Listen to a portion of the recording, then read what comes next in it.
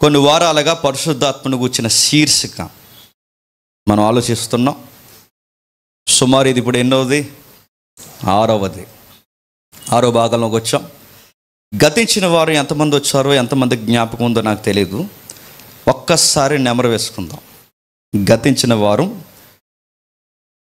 చరిత్ర గ్రంథాలు మనం పురస్కరించుకుంటూ, చరిత్ర గ్రంథాలు మనం మాట్లాడుకుంటూ న్యాయాధిపతుల కాలానికి వచ్చాం. మనం ఆ న్యాయాధిపతుల కాలానికి వచ్చేసరికి ఇశ్రాయేలు యొక్క నేచర్ మనం గమనించాం. ఇశ్రాయేలుకి ఎలా ఉంటుంది? ప్రతిసారి తప్పు చేయడం, క్షమాపణ అడగడం, తప్పు చేయడం, తప్పు అయిపోయిందని దేవుడిని బతుకుని అడుక్కోవడం, వాళ్ళని గైడ్ చేయడానికి దేవుడు ఎవరో ఒక నాయకుడిని ఇవ్వడం, ఆ నాయకుడిని ఇచ్చిన తర్వాత మళ్ళీ నాయకుడు ఉన్నంతకాలం బాగా ఉండడం, మళ్ళీ చెడిపోవడం.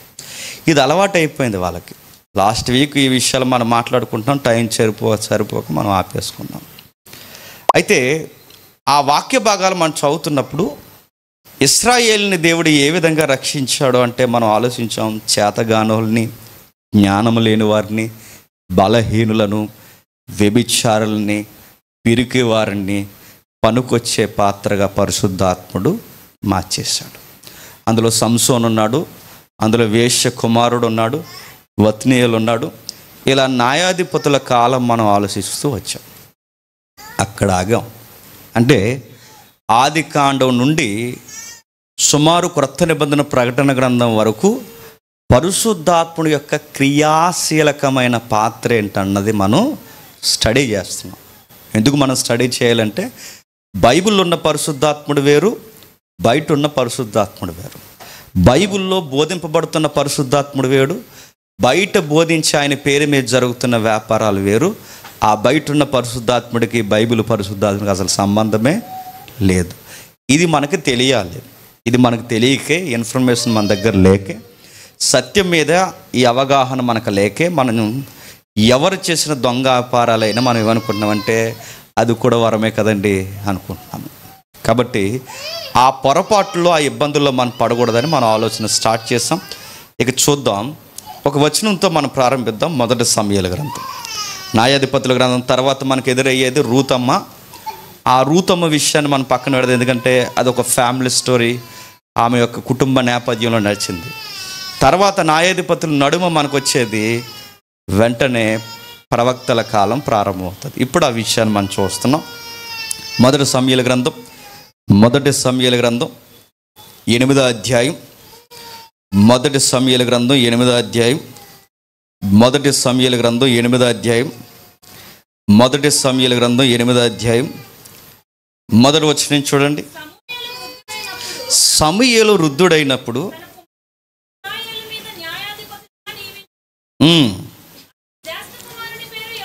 అతని జ్యేష్ఠ కుమారుడి పేరు యోవేలు, రెండో వాని పేరు అబియా. వీరు బెర్షెబాలో న్యాయాధిపతులుగా ఉండిరి. అతని కుమారులు అతని ప్రవర్తన అనుసరింపక ధనాపేక్షకులై లంచము పుచ్చుకొని న్యాయమును త్రిప్పివేయగా ఇశ్రాయేలీల పెద్దలందరూ కూడి రామాలో సమూయేలు నద్దకు వచ్చి, చిత్తగించుము, నీవు వృద్ధుడవు, నీ కుమారులు నీ ప్రవర్తన వంటి ప్రవక్తన గలవారు కారు గనుక సకల జనుల మర్యాద చొప్పున మాకొక రాజును నియమింపుము, అతడు మాకు న్యాయము తీర్చిన అతనితో అనిరి, మాకు న్యాయము తీర్చుటకై రాజును నియమింపమని సమూయేలు దృష్టికి ప్రతికూలమంటే ఇష్టం లేకుండా ఉండెను గనక సమూయేలు యెహోవాను ప్రార్థన చేశాను. అందుకు యెహోవా సమూయేలునకు సెలవిచ్చినది ఏమనగా, జనులు నీతో చెప్పిన మాటలన్నిటి ప్రకారం జరిగింపుము, వారు నిన్ను విసర్జింపలేదు గాని తమ్మును ఏలకుండా నన్నే విసర్జించి ఉన్నారు. వారు నన్ను విసర్జించి ఇతర దేవతలను పూజించి నేను ఐగుప్తిలో నుండి వారిని రప్పించిన నాట నుండి నేటి వరకు వారు చేయించు వచ్చిన కార్యములన్నిటి ప్రకారము వారు నీ ఎడల జరిగించుచున్నారు. వారు చెప్పిన మాటలు అంగీకరించుము. అయితే వారిని ఏలబోవు రాజు ఎట్టువాడగునో నీవే సాక్షివై వారికి దృఢముగా తెలియచెప్పు. మాగుదాం కొంచెం చరిత్ర. ఈ మొదటి సమూయేలు గ్రంథం 8 అధ్యాయంలో ఉన్న ఈ కీలకమైన మాటలు ఇశ్రాయేలు చరిత్రని మరొక నష్టాల ఊబులు మలుపులోకి తిప్పేశాయి. బాగా వినాలి. మన చరిత్రలు చదువుతున్నాం, చరిత్రలోంచి ఆలోచిస్తున్నాం. సంఘానికి వచ్చామమ్మా వెళ్ళామమ్మా అంటే ఇది అలాంటి సంఘం కాదు. నేను సీరియస్ చెప్తున్నాను. మనం ఏం చెబుతున్నామో చూడాలి. అందుకే మనకి డిస్క్లైమర్ కూడా ప్రతి వారం వేయాలనుకుంటున్నాం. అదేంటో తెలుసా? బెరయా సంఘస్థుల వలె పౌలు శీలలు చెబుతున్న సంగతులు అలా ఉన్నవో లేదో ప్రతి దినము లేఖనము పరిశోధించాలి. ఇక్కడ జేమ్స్ అనే చెప్పాడు రైట్ అనుకోకండి. ఎందుకంటే జేమ్స్ అనే కూడా సరిగా లేకపోతే జేమ్స్ అనే కూడా దుర్బోధలు చేసే ప్రమాదాలు రావచ్చు. కాబట్టి అలా ఉన్నవో లేదో అడగాలి. ఏమైనా తేడా చెప్తే మీరే నిలబడి అయిపోయిన తర్వాత బాబు జేమ్స్ వాక్యంలో అలా లేదని మీరు మమ్మల్ని అడగాలి. వచ్చామమ్మ వెళ్ళామమ్మా అన్నట్టు ఉండకూడదు. అడగాలి. అలా అడిగినప్పుడే మీరు సత్యమందు బలవంతులు అవుతారు. సత్యం మిమ్మల్ని స్వతంత్రులుగా మార్చదు. లేకపోతే నా కింద మీరు బానిసలుగా ఉంటారు. నేను మీకు లార్డ్లాగా ఫీల్ అయిపోయి సీరియస్గా మీకు కమెంట్స్ ఇచ్చేస్తుంటాను అన్నమాట. కాబట్టి సత్యం మనల్ని స్వతంత్రులుగా చేయాలి. ఇక్కడ ఎవరి కింద మీరు బానిసరకం చేయాల్సిన అవసరం లేదు.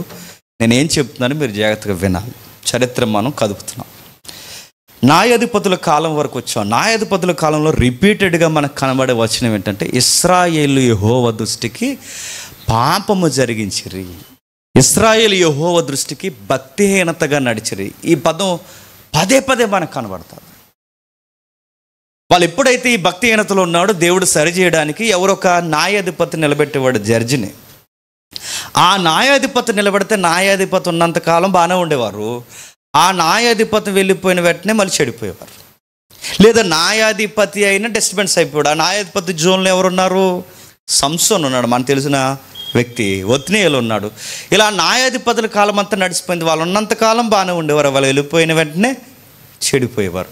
మళ్ళీ వీళ్ళు తప్పు చేసిన తర్వాత దేవుడిని పశ్చాత్తాప ప్రభువా మళ్ళీ మమ్మల్ని గైడ్ చేయి అని అడిగేవారు. గైడ్ చేయని అడిగితే మరి గైడ్ చేయడానికి నాయకుడు కావాలిగా. ఆ నాయకుడు కూడా ఇంచుమించు అలాంటి వాడే మానవ భ్రష్ట స్వభావం ఉన్నవాడే. ఇప్పుడు అలాంటి మానవులను ఈయన నడిపించాలి అంటే ఈయన కొంచెం ఎక్స్ట్రీమ్ గ్రేస్ ఉండాలి. ఆ ఎక్స్ట్రీమ్ గ్రేసే పరిశుద్ధాత్మ దేవుడు. ఆ దేవుడు ఎప్పుడైతే నడిపిస్తున్న నాయకుడికి ఇవ్వబడతాడో పనికిరాని వ్యక్తులను కూడా పనికొచ్చే పాత్రగా దేవుడు నాయకులుగా వాడుకున్నాడు.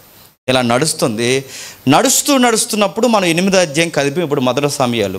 ఈ మొదటి సమయాలు 8వ అధ్యాయంలో ఉన్న ఈ నేపథ్యం మనకు అర్థం కావాలి అంటే దీనికి లింక్ డాక్యుమెంట్ న్యాయాధిపతుల గ్రంథం కదా. ఈ న్యాయాధిపతుల గ్రంథం ఆ చివరి అధ్యాయం తీయండి ఒకసారి. చివరి అధ్యాయం మొదటి సమయాలకి న్యాయాధిపతులకి మధ్యలో రూతమ్మ చరిత్ర ఉంటుంది. రూతమ్మ చరిత్ర వేరు. అందుకే నేను ఈ చరిత్ర గ్రంథాల్లోనికి ఈమెను తీసుకురావట్లేదు.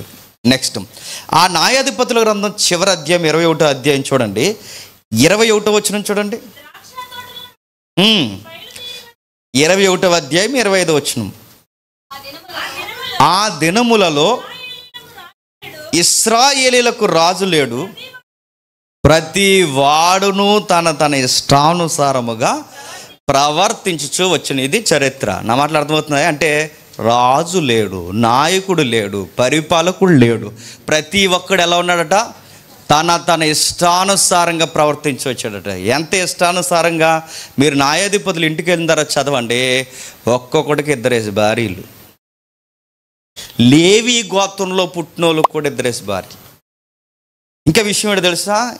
మీరు న్యాయాధిపతులు 19వ అధ్యాయం ఇంటికి వెళ్ళిన తర్వాత చదవండి. ఒక ఇంటికి ఎవరో చుట్టం చూపులా వస్తే ఆ చుట్టం చూపుల ఇంటికి వచ్చిన వారిని ఊరు ప్రజలు చూశారట. చూసి అన్నారట, ఓయ్ వృద్ధుడా, నీ ఇంటికి వచ్చిన ఆ చుట్టాలు లేదా ఆ మగాడు ఆడెక్కడున్నాడు, అన్ను బయటికి తీసుకురా అన్నారట. అంటే మీరు ఈ పదం నేను వాడుతున్నాను ఏమనుకోకండి. LGBT LGBT+1, 2, 3 గే, ఇంకా కొన్ని ఉన్నారు. ఈ కొన్ని కేటగిరీస్ ఉన్నాయండి సొసైటీలో. ఇప్పుడు ఎక్స్ట్రీమ్ అయ్యారు కొన్ని. మళ్ళీ ఇది కట్ చేసి మళ్ళీ ఊరేగించినా నో ప్రాబ్లం, నేను వాస్తవం చెబుతున్నాను. దేవుని యొక్క సృష్టిలో స్త్రీ పురుషుడు అంతే, స్త్రీ పురుషుడు. కానీ ఎక్స్ట్రీమ్ జెండర్ వచ్చింది. ఆ ఎక్స్ట్రీమ్ జెండర్ ఎందుకు వచ్చిందో తెలుసా? పాపానికి పరాకాష్ట వచ్చినప్పుడు సొసైటీ ఎగిరిపోద్ది, ఇక త్వరలోనే అగ్నికి దగ్గరగా ఉంది అనడానికి గుర్తేంటో తెలుసా? ఇది ఎక్కువైపోతుంది. ఎప్పుడూ లేనంతకి చూస్తున్నాం, మీరు గమనిస్తున్నారా? ఒకప్పుడు ఎక్కడో రేర్గా కనబడేది, ఇప్పుడు ఎక్కువైపోయింది. ఇది స్వలింగ సంపర్కం అన్నది చట్ట పరిభాషలో. ఆడవాళ్ళు చేసుకుంటున్నారు, మగవాళ్ళు చేసుకుంటున్నారు. అంటే ఇది దేనికి సంకేతం? సొదొమ గొమొర్రాకు సంకేతం.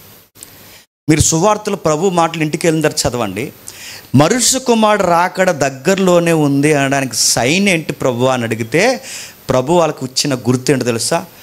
లోతు దినముల్లో ఉన్నట్టే ఉంటుంది. లోతు దినముల్లో ఏముంది? లోతింటికి కూడా ఎలాగో వచ్చారు. ఎలా వచ్చారు?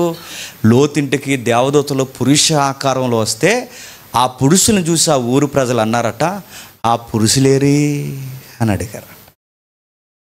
అంటే పురుషులకి పురుషులు కావాలి, స్త్రీలకి స్త్రీలు కావాలి. ఈ మధ్య కొన్ని న్యూస్లు బయటకు వస్తున్నాయి. ఏంటి, వీళ్ళకి లక్షణాలు ఉన్నాయా? ఊహించిన వాళ్ళకి కూడా లక్షణాలు ఉన్నాయి. దీన్ని పైపచ్చుకోక ముసుకేసి ఏమంటున్నారంటే, వాళ్ళ మనోభావాలు కూడా మనం ఏం చేయాలంట? గౌరవింతాడు దేవుడు, గౌరవింతాడు. వాళ్ళ మనోభావాలు గౌరవించలేదు, అగ్గేసేసాడు. ఏం చేశాడు? సొదొమ గొమొర్రాలో ఈ రోత యాటిట్యూడ్, ఈ రోత స్వభావం ఎక్కువైతే సొదొమ గొమొర్రాలో ఏం పడ్డా చెప్పండి? అగ్నిగంధకాలు పడ్డాయి. ఆదికాండం 19 అధ్యాయం చదువుతుంటే సొదొమ గొమొర్రా గుర్తొస్తుంది.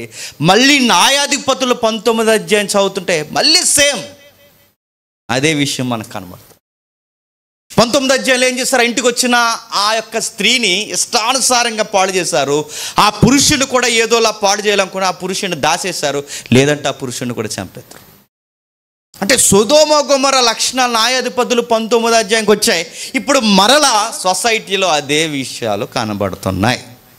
అంటే ఇంక త్వరలోనే దగ్గరలోనే ఈ మాట అనకూడదు, మళ్ళీ ఈ మాట ఎందుకు అన్నామంటారేమో, కానీ సందర్భానికి అర్థాలు వేరైనా సందర్భానికి పదం అలవాటుగా అంటున్నాను. త్వరలోని ఈ ప్రపంచానికి భోగమంట రెడీగా ఉంది.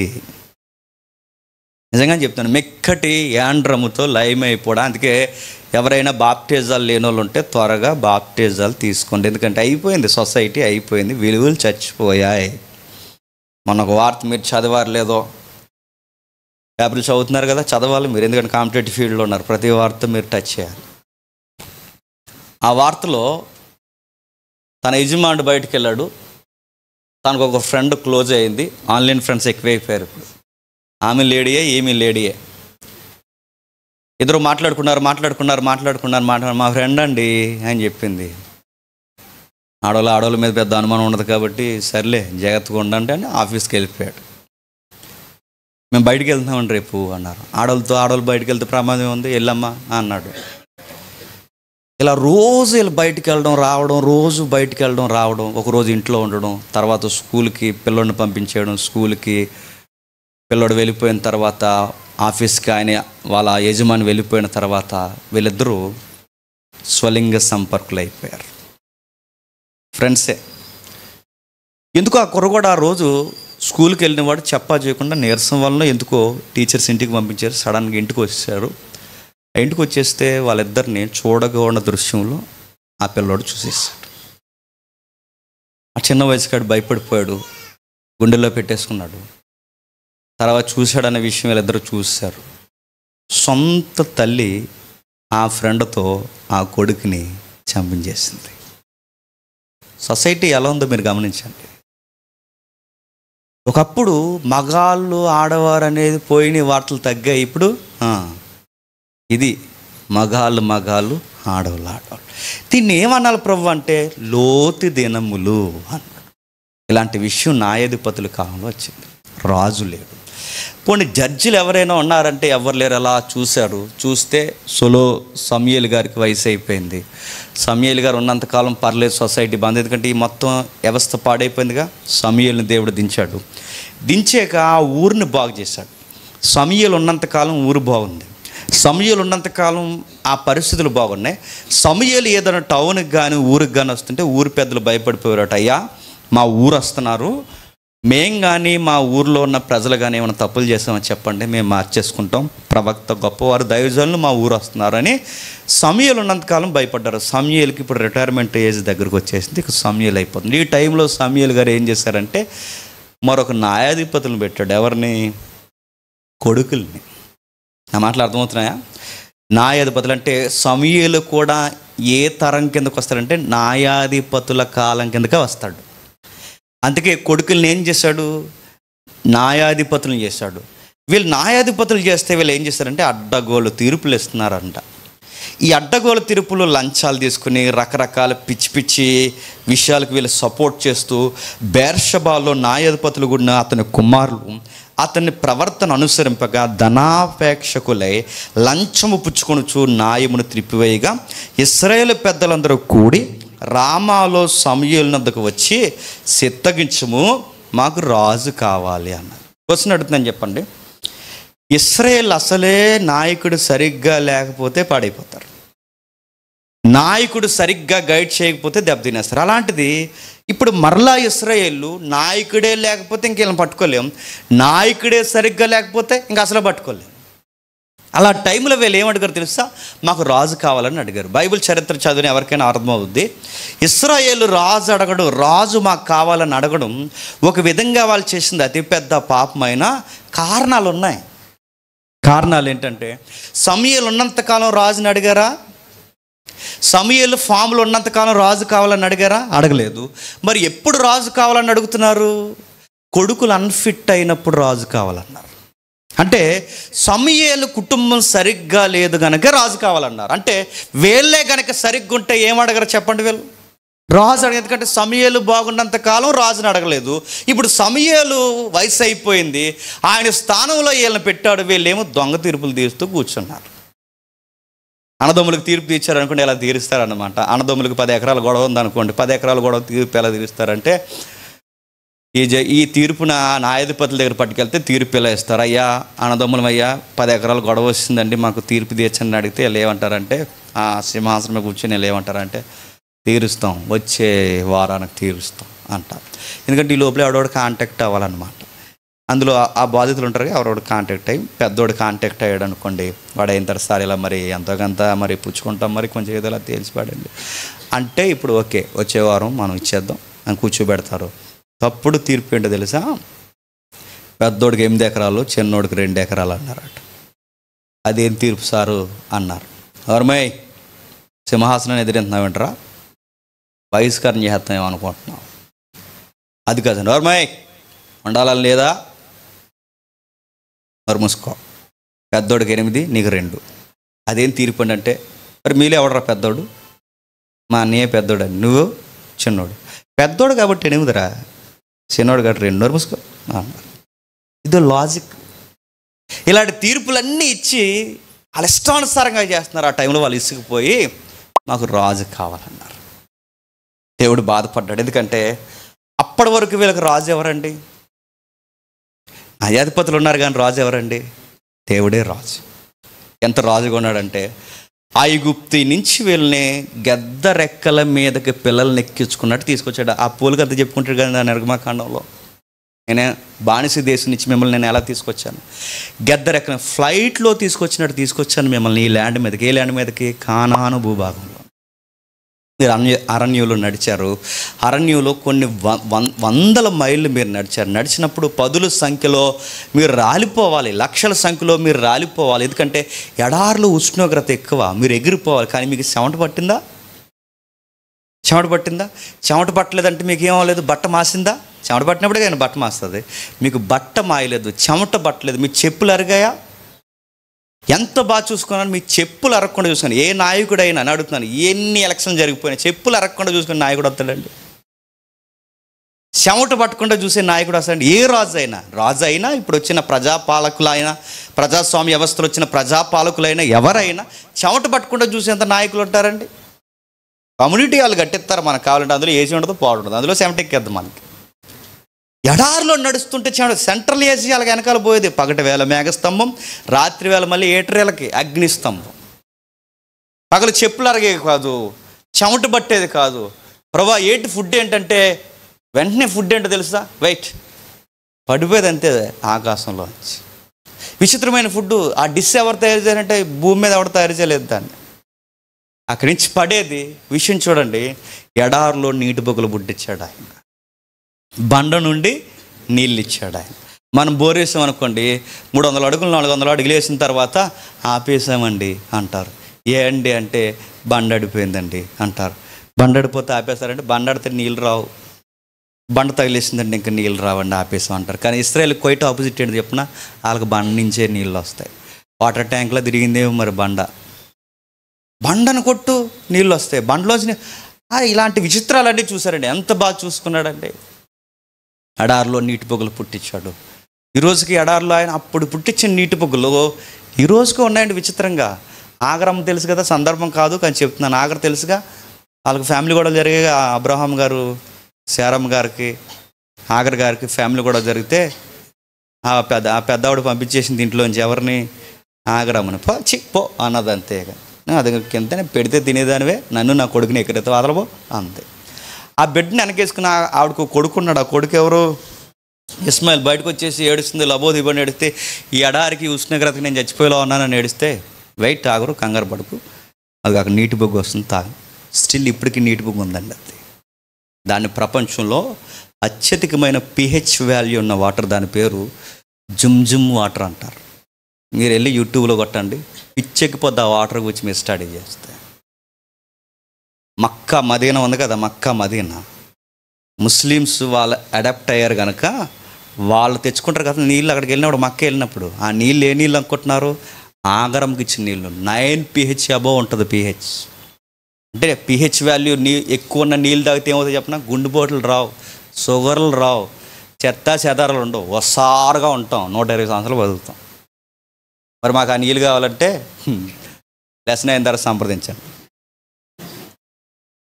అంటే నేను బాటిల్ పంపించను కానీ చిన్న సలహా ఇస్తాను, తర్వాత చెప్తానులేండి. సరే వదిలేండి, ఎందుకంటే మళ్ళీ నేను పబ్లిసిటీ చేస్తున్నాను, ఏదో వ్యాపారంలోకి వెళ్ళిపోవడం అనుకుంటారు, అందుకొచ్చిన గొడవ. సరే, ఇలా ఎడారిలో ఆయన చాలా వింతలు చేశాడు. ఆ ఇంతలన్నీ చేసిన తర్వాత, ఇంతలన్నీ చేసుకుని వస్తే రాజుగా ఉన్నాడు, నాయకుడిగా ఉన్నాడు, అన్నీ బాగా చేస్తే వీళ్ళు ఏమన్నారంటే రాజు కావాలన్నారు. దేవుడు చెప్పాడు.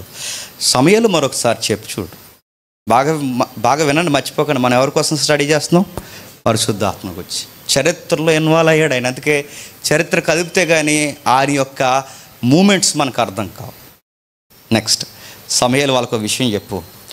వాళ్ళని ఏలబోవు రాజు ఎలా ఉంటాడు చెప్పు. సమయాలు పేరుకు రాజు కావాలంటున్నారంటే రాజరిక పాలన ఎలా ఉంటుంది? మీ కొడుకుల్ని గుర్రాలకి మేత వేసుకుని ఎలా పెడతారు, మీ కొడుకులు వాళ్ళ అంట్లు తవ్వడానికి పెడతారు, మీ కొడుకుల్ని చివరికి ఊడిగం చేయడానికి పెడతారు. వాళ్ళ బట్టలు ఉతకాలి, వాళ్ళ గిన్నెలు కడగాలి, వాళ్ళ పనులన్నీ చేయాలి. ఇలాంటి పనులన్నీ మీ కొడుకులు చేయాలి. ఇది ఈ రాజరిక పాలన అవసరమా? మీ బట్టలే మాయనివ్వలేదు నేను, మీకు ఆహారం అంటే మాంసం ఇచ్చాను, మన్నాన్ని ఇచ్చాను. అలాంటి పరిపాలన నేను చేస్తుంటే మీకు రాజు ఎందుకు? వాళ్ళకి అర్థమయ్యేలా చెప్పు. దేవుడే రాజు కొన్నాడంటే మొత్తం వినన్నారు, మాకు రాజు కావాలన్నారు. ఇచ్చే సమయాలు ఇంక ఇదిగో ఆ కుర్రాడు అక్కడ గాడిలు తప్పిపోయి తిరుగుతున్నాడు.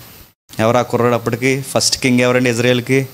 సౌలు. వాళ్ళ నాన్నగారు గాడిల కోసం తిరుగుతున్నాడు. వెళ్ళు ఆ అబ్బాయిని అభిషేకించే, రాజుని ఇచ్చేశాడు. తర్వాత చరిత్ర తెలుసు.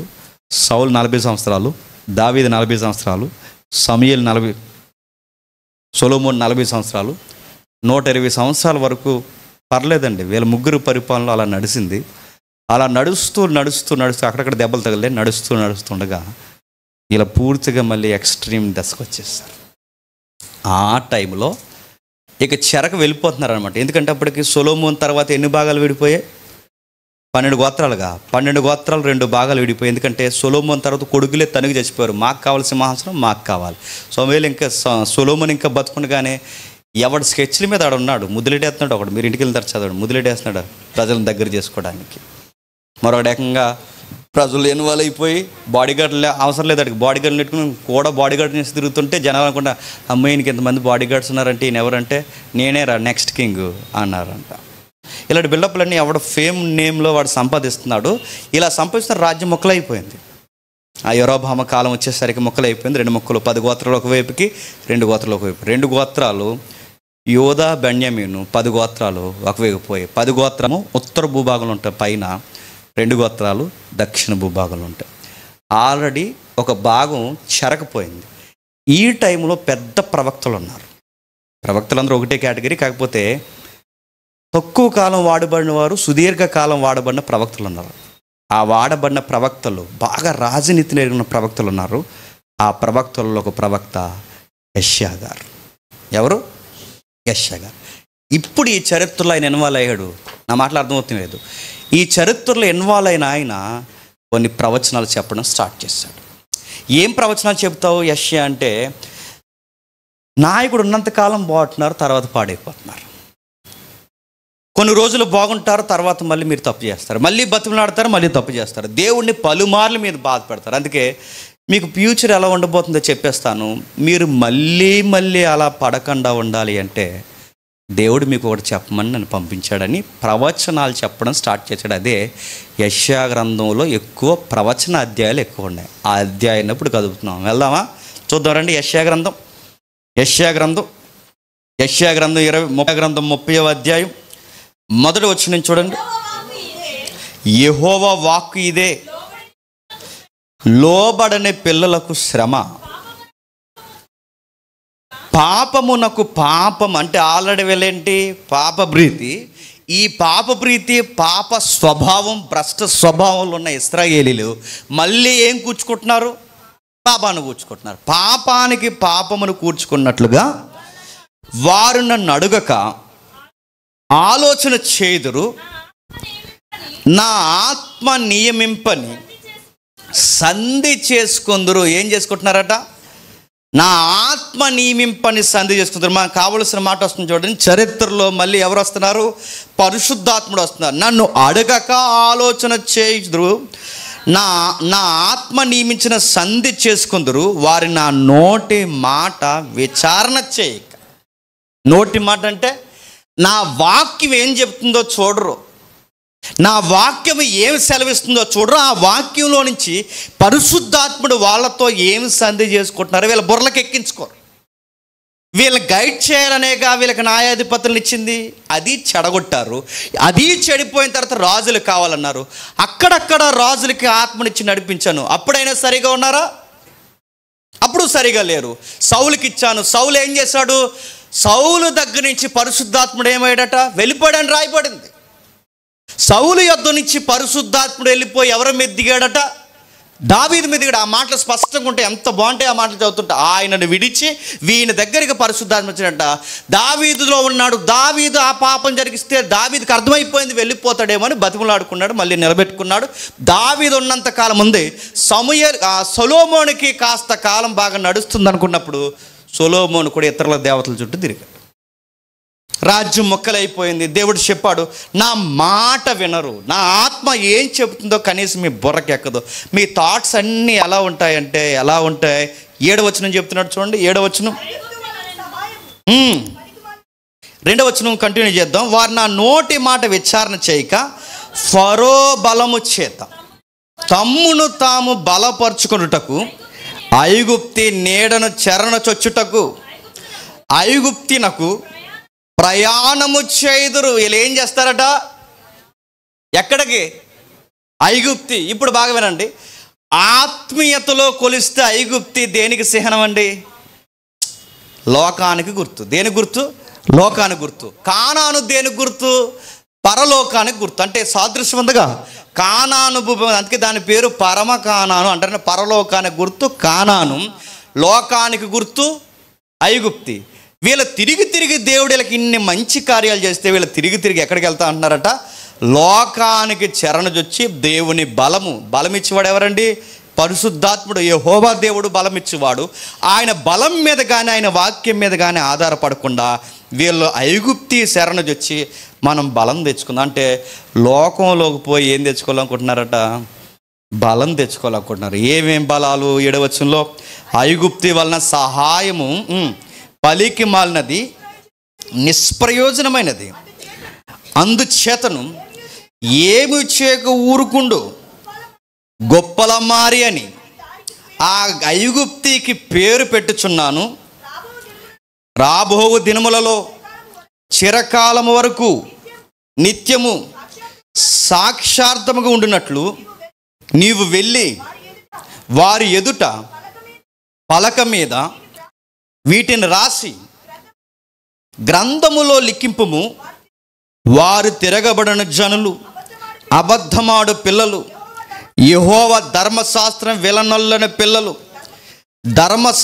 దర్శనము చూడవద్దని దర్శనము చూసువారితో చెప్పువారును, యుక్త వాక్యములు మాతో ప్రవశింపకుడి అని, మృదువైన మాటలు మాతో పలుకుడి అని, మాయా దర్శనము కనుడి, అడ్డము రాకుండుడి, త్రోవ నుండి తొలగుడి, ఇశ్రాయేలు పరిశుద్ధ దేవుని సంగతి మా ఎదుట ఎత్తకుడి అని భవిష్యత్తు జ్ఞానము పలుకువారై ఉన్నారు. ఏంటంటే వీళ్ళు ఏమర్థమవుతుందండి? ఇది ఎస్ఏ గారి భాష చాలా కష్టంగా ఉంటుంది, కొంచెం వివరిస్తాను. మన భాషలోకి అర్థమయ్యేలా మాట్లాడుకుందాం. వీళ్ళు లోకంలోనే ఎక్కువ బతకాలనుకుంటున్నారు. ఆ లోకంలో ఎక్కువ బతకడానికి మళ్ళీ ఎవరి సహాయం కావాలంట? లోకం సహాయం కావాలంట. ఆ లోక సహాయంలో పలుకుతూ వాళ్ళు ఏం కోరుకుంటున్నారంటే, కఠినమైన మాటలు పలకండి. మరి ఏం పలకాలంట? మృదువైన మాటలు. మృదువైన మాటలు అంటే మేము ఐగుప్తికి వెళ్ళిపోతాం, వాగ్దాన దేశం వదిలేస్తాం, అక్కడికి పోయిన తర్వాత మాకు ఏం కావాలంటే, మాకు మంచి ఆహారం కావాలి, మంచి ఇల్లు కావాలి, మంచి ఉద్యోగం కావాలి, మంచి సంపాదన కావాలి, ఇవన్నీ మాకు కావాలి దేవా, నువ్వు ఇవ్వగలవు అని మళ్ళీ ఎవరైపు చూస్తున్నారంట? నువ్వు కరుణ గలవాడివి, జాలి గడవాలి. ఈరోజు ఆదివారం కదండి. ఆదివారం తెలంగాణ చివరి నుంచి మన ఆంధ్రప్రదేశ్ చివరి వరకు సంఘాల్లో బోధింపబడుతున్న ప్రసంగాలు ఏంటో ఒకసారి మీరు తిరగేయండి. ఐగుప్తిలో స్థిరపడిపోయే ప్రసంగాలేనండి అన్నీ. ఐగుప్తి అంటే లోకం. ప్రభువా, నువ్వు మాకు బిల్డింగ్ ఇస్తావు, మాకు తెలుసు, ఎందుకంటే నువ్వు జాలి కలిగిన దేవుడు. మేము పాకలు ఉంటే చూడగలవు, నువ్వు బిల్డింగ్ ఇస్తావు. అయినా నీ బిడ్డలు మమ్మల్ని తోకలుగా ఎందుకు ఉండేస్తావు? చెప్పు. తలగానే ఉండేస్తావు. చూసారు కొటేషన్స్, తలగానే ఉండేస్తావు. అయినా నువ్వు మాకు మాట ఇచ్చావు, మా పిండి పిసుకు తొట్టి అభివృద్ధి పరుస్తానన్నావు, మా బుడ్డులో నూనె తరగనీనన్నావు. ఎక్కడ? ఐగుప్తిలో. ఐగుప్తి అంటే లోకంలో. దేవుడు ఏం కోరుకుంటున్నాడు? అరే మీరు నాలో ఉండి నిత్యత్వానికి సిద్ధపరచాలని నేను చూస్తుంటే, అక్కడ ఉందిగా 8వ వచనంలో నిత్యము సాక్షార్థంగా ఉండునట్లు నిత్యము ఉండాలని నేను కోరుకుంటుంటే, మీరు ఎక్కడ స్థిరపడిపోవాలనుకుంటున్నారు? లోకములో స్థిరపడిపోవాలనుకో. మీకు ఎన్నిసార్లు చెప్తున్నాను, మీకు అస్సలు అర్థమవుతుంది. మిమ్మల్ని గట్టిగా అనకూడదు, తిట్టకూడదు, మృదువైన మాటలు చెప్పాలి. దేవుడు ఇలా సెలవిస్తున్నాడని ఏదన్నా చెబితే మీకు ఎక్కదు. ధర్మశాస్త్రం విననొల్లరు, ఆ మాటలు మీకు రుచికొండు. అడ్డం రావద్దంటారు, త్రోవ తొలగిపోమంటారు. ఇశ్రాయేలు పరిశుద్ధ దేవుని సంగతి మొదటి ఎత్తకండి. ఒకవేళ ఎత్తితే మృదువుగా ఎత్తండి. ఒట్టెత్తాడు అనకండి, చంపేస్తాడు అనకండి. కంగారు పడక నాయన, దేవుడు నిన్ను కాకపోతే ఇంకెవరిని దీవిస్తాడు నాయన అనండి అన్నాడు. అంటే మిమ్మల్ని దేవుడు ఎలా మనల్ని దీవించేస్తే లోకంలో మనం బాగా నేను అడుగుతున్నాను, లోకంలో స్థిరపడిపోవడం అంటే ఏంటండి? అధికారము, ఆహారము, పేరు ప్రఖ్యాతులు. ఇదే కదండి స్థిరపడడం అంటే. అధికారము, ఆహారము, పేరు ప్రఖ్యాతి. ఇవే టెస్టులు, పరీక్షలు. ఈ 3 పరీక్షలు దేవుడు ఎవరికి పెట్టాడు చెప్పండి? క్షమించండి, ఎవరి ద్వారా అనుమతింపబడింది చెప్పండి? సాతానుగాడి ద్వారా. ఎక్కడ? ప్రభు అయిన యేసుక్రీస్తు వారికి. మీకు గుర్తుందో లేదో? ఏ అరణ్యం గుండా నడిచి వచ్చిన ఇశ్రాయేలు నిలబడలేకపోయిందో, అదే అరణ్యంలో తన ప్రియకుమారుని నిలబెట్టి ఈ 3 పరీక్షలు గుండా నడిపించాలి లేదా దేవుడు? మొట్టమొదటి పరీక్ష ఏంటో తెలుసా? ఆ రాళ్ళను రొట్టెగా చేసుకో. ఇప్పుడు చెప్పండి, దేవుణ్ణి ఎందుకు నమ్ముకుంటాడంటే, మెజారిటీ దేనికి నమ్ముకుంటాం చెప్పండి? రొట్టె కోసం, ఆహారం కోసమే నమ్ముకుంటాం. ఆ రొట్టె కొరకు నమ్ముకోవడానికి దేవునికి ప్రార్థన చేస్తాం, ఆ రొట్టె కొరకే దేవునికి కానుకలు ఇస్తాం, ఆ రొట్టె కొరకు అంటే ఆహారంలో స్థిరపడడానికి పిచ్చి పనులని చేస్తాం. రెండవది ఏంటి? ఆడేమన్నా తెలుసా? ఇదిగో నువ్వు దేవుని కుమారుడు అయితే పేరు ప్రఖ్యాతులు. మూడవది ఏంటో తెలుసా? ఇదిగో నాకు మ్రొక్కు, నీకేమిస్తా అన్నాడు? అధికారం. ఇప్పుడు అడుగుతున్నాను, ఉద్యోగం అంటే ఏంటండి? అధికారం. డబ్బులు సంపాదించడం అంటే ఏంటండి? అధికారం. సుఖంగా ఉండడం అంటే ఏంటండి? రొట్టె సంపాదించుకో. ఇవన్నీ మాకు ఇవ్వు ప్రభువా అని ఎవరిని అడుగుతున్నామంట? ఏంటి, అడగకపోయినా ఇస్తాడండి ఆయన. అరణ్యంలో నడుస్తున్న మనుషుడికి ఏం అవసరమో ఆయనకు తెలుసు. కానీ మనం ఐగుప్తికి పోతూ మళ్ళీ ఎవరిని అడుగుతున్నామండి? ఇవన్నీ ఇమ్మని ఆయన అడుగుతున్నాం. లోకంలోకి పోతూ ఆయన అడుగుతున్నాం. అందుకే దేవుడు సెలవిస్తున్నాడు యెషయా ద్వారా, ఏం అడుగుతున్నాడు వాళ్ళకి అసలు బుద్ధి జ్ఞానం లేదా అంటున్నాడు. కింద చెప్తున్నాడు, పండుగ వచ్చి నేను చదువుతాను చూడండి. అందుచేత ఇశ్రాయేలు యొక్క పరిశుద్ధ దేవుడు ఇలాగ సెలవిచ్చుచున్నాడు, మీరు వాక్యము వద్దని త్రోసివేసి బలత్కారము కృత్రిమము నమ్ముకొని అట్టి వాటిని ఆధారము చేసుకుంటారే గనుక. కృత్రిమం అంటే అప్పటికప్పుడు కల్పించేసేవేమన్నట్టు మీరు నమ్ముకుంటారు. అప్పటికప్పుడు కల్పించేవి అంటే ఆ టయానికి మీరు బాగుంటే చాలు. బలత్కారము కృత్రిమం ఇదే నమ్ముకుంటారు. మీ దోషం పోవాలని, మీ పరిస్థితులు తొలగిపోవాలి, వీటి కొరకు మీరు ప్రయత్నం చేయరు. ఈ దోషం మీకు ఎత్తైన గోడల్లో నుండి జోగుపడుచున్న గోడ అడ్డవలే అగును, అది ఒక్క క్షణంలోనే హఠాత్తుగా పడిపోవు. కొమ్మరి కొండ పగలగొట్టినట్లు ఆయన ఏమి విడిచిపెట్టక దాన్ని పగలగొట్టును. పొయ్యి నుండి నిప్పు తీయటకు కానీ, గుంట నుండి నీళ్లు తీయటకు కానీ దానిలో ఒక్క పెంకైన దొరకదు. పొయిటిక్గా మాట్లాడుతున్నాడు, కావ్య భావంలో మాట్లాడుతున్నాడు. ఎందుకంటే మీరు కొండ అయితే ఆ కొండను బదలగొట్టేస్తాను మిమ్మల్ని. పగిలిపోయిన కొండతో పూర్వకాలం ఏం చేసేవారండి? బాస్ చెప్తున్నాడు చూడండి. పూర్వకాలం ఏం చేసేవారు? ఆ చిప్పలతో నీళ్ళైనా తెచ్చుకునేవారు, నిప్పు అయినా తెచ్చుకునేవారు. దేవుడు అన్నాడు, నిప్పు తీసుకుని కూడా చిప్ప కూడా మిగలకుండా చేసేస్తా అన్నాడు దేవుడు. ఎందుకంటే మీకు ఆత్మ అంటే ఎట్టో తెలియదు, మీరు ఎలా నిలబడాలో ఆలోచించరు. ఆత్మ సహాయం కానీ వాక్యం ఏం చెప్తుందో మీరు ఏది బుర్రకెక్కించుకోరు. నా మాట లెక్క ఉండదు, నా ఆత్మ లెక్క ఉండదు. మీకు ఎంతసేపు ఏం కావాలంటే మృదువైన మాటలు చెప్పండి, కృత్రిమములు, తాత్కాలికమైన చెప్పండి, కార్యాలు జరిగిపోయి మేము స్థిరపడిపోవాలి ప్రభువా, మా ఐగుప్తులో స్థిరపడిపోవాలి, ఎందుకంటే నువ్వు గొప్ప ప్రేమ కలిగిన దేవుడు.